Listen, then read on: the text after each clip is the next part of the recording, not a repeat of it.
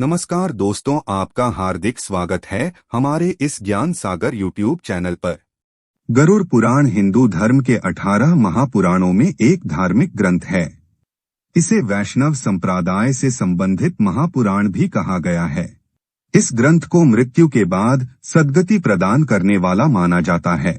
गरुड़ पुराण ग्रंथ में भगवान विष्णु और पक्षीराज गरुड़ के बीच हुई बातचीत में जीवन, मृत्यु, स्वर्ग, नरक और मृत्यु के बाद आत्मा के बारे में विस्तार पूर्वक बताया गया है। गरुड़ पुराण में बताया गया है कि मृत्युकाल यानी जब मृत्यु का समय निकट आता है तब जीवात्मा से प्राण और देह का वियोग होता है।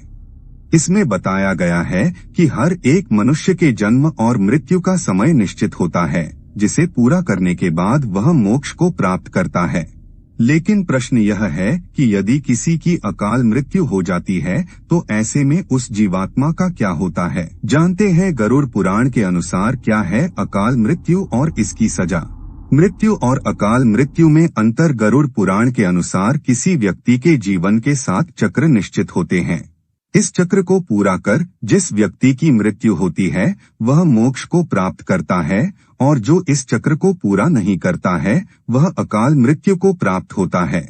ऐसे लोगों की जीवात्मा को कई तरह के कष्ट भोगने पड़ते हैं। क्या होती है अकाल मृत्यु? अकाल मृत्यु से मिलने वाले दंड से पहले यह जानना जरूरी है कि गरुड़ पुराण में किस मृत्यु को अकाल मृत्यु की श्रेणी में रखा गया है। गरुड़ पुराण के सिंहावलोकन अध्याय में बताया गया है कि अगर किसी की मृत्यु भूख से पीड़ित होकर, हिंसक प्राणी द्वारा फांसी लगाकर, जहर पीकर, आग से जलने, जल में डूबने, सांप के काटने, किसी दुर्घटना के कारण या फिर आत्महत्या करने से होती है तो वह अकाल मृत्यु को प्राप्त हो जाता है। इन सभी मृत्यु में गरुड़ पुराण में आत्महत्या को सबसे घृणित और निंदनीय अकाल मृत्यु बताया गया है। आत्महत्या को भगवान विष्णु ने परमात्मा का अपमान करने के बराबर बताया गया है। कैसे होती है अकाल मृत्यु? कुछ लोग स्वयं आत्महत्या कर अकाल मृत्यु को प्राप्त होते हैं तो वहीं कुछ दुर्घटना आदि का शिकार हो जाते हैं। इसे लेकर प्राचीन वेद पुराणों में बताया गया है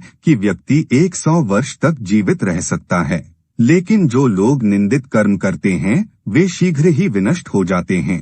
जीवन में किए कई महादोषों के कारण व्यक्ति की आयु क्षीण हो जाती है और वे अकाल मृत्यु को प्राप्त होते हैं। ऐसे लोगों की जीवात्मा निश्चित समय से पहले यमलोक जाती है। गरुड़ पुराण में क्या है अकाल मृत्यु की सजा? ऐसे लोग जिनकी मृत्यु प्राकृतिक रूप से होती है उनकी आत्मा 3, 10, 13 या 40 दिनों के भीतर दूसरा शरीर धारण कर लेती है। लेकिन आत्महत्या का अपराध करने वालों की आत्मा तब तक भटकती रहती है जब तक उसका समयकाल ईश्वर द्वारा निर्धारित नहीं किया जाता। ऐसी जीवात्मा को न ही स्वर्ग मिलता है और न ही नरक। उनकी आत्मा लोक परलोक के बीच भटकती रहती है। उम्मीद है कि आप सभी को यह वीडियो अच्छी लगी होगी। अगर आप शिव के सच्चे भक्त हैं तो चैनल को सब्सक्राइब करें, वीडियो को लाइक करके कमेंट में हर हर महादेव लिख दीजिए। धन्यवाद।